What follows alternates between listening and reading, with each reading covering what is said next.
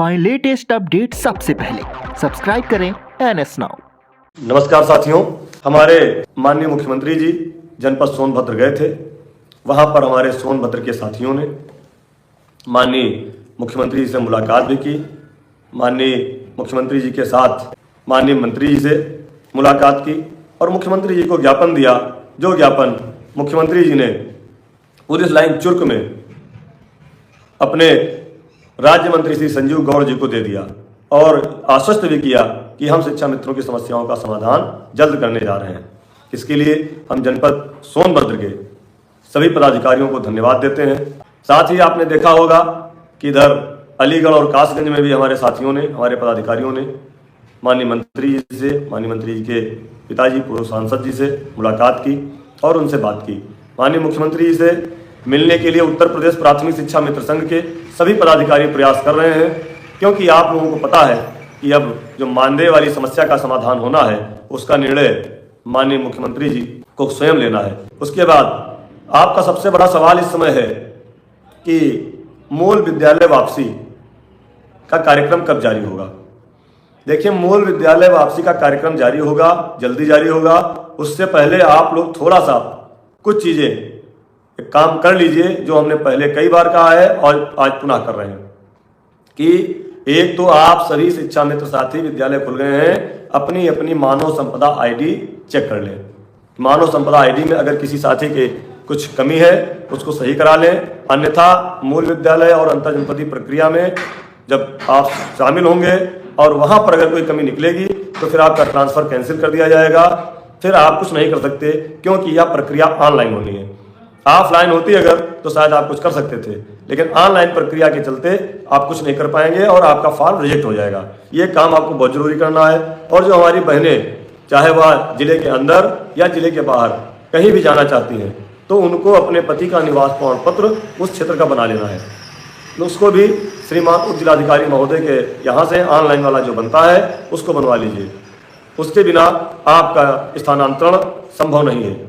जनपद लखनऊ में एक घटना घटी है जिसमें हमारे मोहनलालगंज ब्लॉक में एक हमारे दिव्यांग शिक्षा मित्र हैं अशोक कुमार, उनको कल विद्यालय में उनके प्रधानाध्यापक द्वारा प्रताड़ित किया गया, परेशान किया गया और उनको 15 मिनट मात्र लेट होने से साइन करने का मौका नहीं दिया गया और उनको अब शब्दों से नवाजा गया। उनका एक वीडियो वायरल हुआ, तब जाकर के मुझे भी जानकारी हुई। इसीलिए आप सबसे निवेदन करते हैं कि आप लोग संगठन के पदाधिकारियों के साथ संपर्क में अवश्य रहें, क्योंकि पता नहीं संगठन की कब आवश्यकता आपको पड़ जाए। जब वीडियो वायरल हुआ तब मुझे पता चला, मैंने अपने लखनऊ जनपद के जिला संरक्षक वरिष्ठ पदाधिकारी भाई प्रदीप सिंह जी से संपर्क किया। प्रदीप सिंह जी ने कहा कि महामंत्री जी, हम लोगों को जानकारी हो गई थी और हम पूरी कार्यकारिणी के साथ नगराम थाने में बैठे हैं, एप्लीकेशन दी गई है। उन अध्यापकों को भी इंस्पेक्टर साहब ने बुलाया था और हमारे साथ विजय चौधरी जी, चेतराम जी, विमल किशोर जी, सारे पदाधिकारी, बहन पूनम सिंह जी जो महिला प्रकोष्ठ की पदाधिकारी हैं, सारे लोग वहां पर मौजूद हैं। कम से कम 20 से 25 शिक्षा मित्र साथी इस समय नगराम थाने में अभी भी हैं। मैं उन सब अपने मोहनलालगंज ब्लॉक के संघर्षशील साथियों को धन्यवाद देता हूं कि हमारे एक दिव्यांग शिक्षा मित्र साथी के लिए आप लोग वहां पहुंचे हैं और उनकी पूरी मदद कर रहे हैं। जहां पर प्रदेश संगठन की आवश्यकता पड़ेगी, आदरणीय अध्यक्ष जी से भी उनकी भी संज्ञान में है, पूरी प्रदेश की कार्यकारिणी की संज्ञान में है। जहां भी हम लोगों की आवश्यकता पड़ेगी हम लोग पूरी तरह मदद करेंगे। आप लोग संगठन के संपर्क में रहिए। और एक घटना जनपद पीलीभीत की है, जहां पर आज हमारे एक शिक्षा मित्र साथी रिटायर हो गए हैं। 60 साल सेवा करके 60 साल की उम्र हो गई है।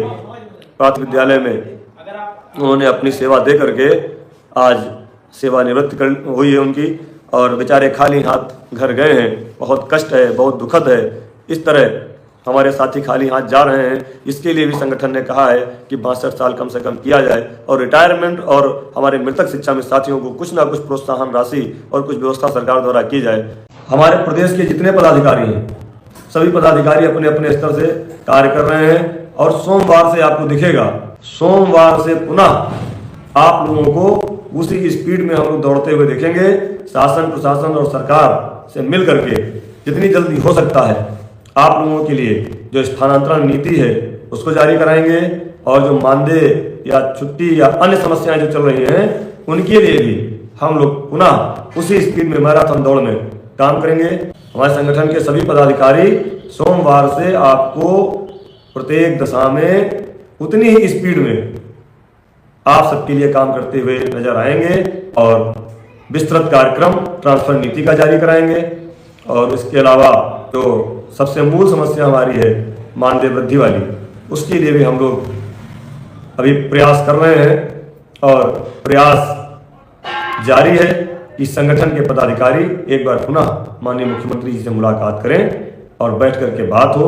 उसके लिए चाहे गोरखपुर हो, चाहे बनारस हो, चाहे दिल्ली हो, चाहे लखनऊ हो, हर जगह से प्रयास जारी है। हमारे पदाधिकारी हमारे साथ बैठेंगे, माननीय मुख्यमंत्री से पुनः मुलाकात होगी।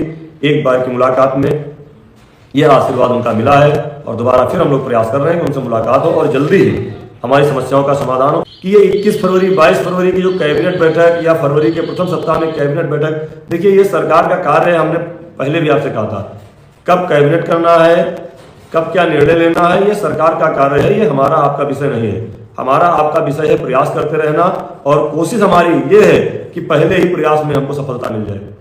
कोशिश हमारी ये रहती है कि जो कैबिनेट बैठक हो उसमें हमारा पहली बैठक में हमारी समस्याओं का समाधान हो जाए। लेकिन उम्मीद हर कैबिनेट बैठक से लगाना, उम्मीद हर आदेश में लगाना, ये अच्छी बात नहीं है, क्योंकि जितना ही उम्मीद गलत लगाएंगे उतना ही तकलीफ हमको होगी। आर्थिक स्थिति सुधारने के लिए ही सोमवार से हम लोग पुनः मैराथन दौड़ में लगेंगे। हमारे साथ जितने भी साथी एक्टिव हैं, जो लोग काम कर रहे हैं, आप ये मत समझिए कि हम लोग कहीं अलग हैं, कहीं अलग से काम कर रहे हैं। हम लोग संगठन के दायरे में रहकर आदरणीय अध्यक्ष जी के निर्देशों पर, उनके पूरी दी गई छूट के आधार पर हम लोग पूरा प्रदेश के संगठन में भी और सरकार और शासन में भी पैरवी कर रहे हैं।